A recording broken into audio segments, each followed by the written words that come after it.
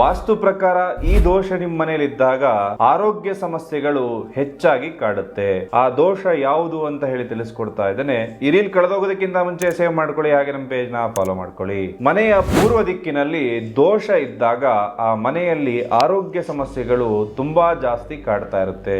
ಇಲ್ಲಿ ಆದಷ್ಟು ಕಿಟಕಿಗಳನ್ನ ಮಾಡಬೇಕು. ಮುಖ್ಯ ದ್ವಾರ ಈ ದಿಕ್ಕಿನಲ್ಲಿ ಇರಬೇಕು.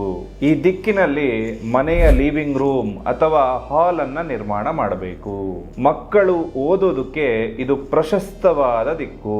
ಇಲ್ಲಿ ತುಂಬಾ ತಿಳಿ ಬಣ್ಣದ ಬಣ್ಣವನ್ನ ನೀವು ಬಳಸಬೇಕು. ಈ ದಿಕ್ಕಲ್ಲಿ ಮೆಟ್ಲುಗಳು ಯಾವುದೇ ಕಾರಣಕ್ಕೂ ಬರಬಾರದು. ಯಾವುದೇ ಕಾರಣಕ್ಕೂ ಟಾಯ್ಲೆಟ್ ಅಥವಾ ಸೆಪ್ಟಿಕ್ ಟ್ಯಾಂಕ್ ಗಳನ್ನ ಈ ದಿಕ್ಕಲ್ಲಿ ನಿರ್ಮಾಣ ಮಾಡಬಾರದು. ಮನೆಯ ಯಜಮಾನ ಈ ದಿಕ್ಕಲ್ಲಿ ಯಾವುದೇ ಕಾರಣಕ್ಕೂ ಮಲಗಬಾರದು. ಪೂರ್ವ ದಿಕ್ಕಿನಲ್ಲಿ ದೋಷ ಇದ್ದಾಗ ಆರೋಗ್ಯ ಸಮಸ್ಯೆಗಳು ಹೆಚ್ಚಾಗಿ ಕಾಡುತ್ತೆ. ಇದನ್ನ ಗೋಡೆ ಒಡೆಯದೆ ಪಿರಮಿಡ್ ವಾಸ್ತುವಿಂದ ಸರಿಪಡಿಸಬಹುದು.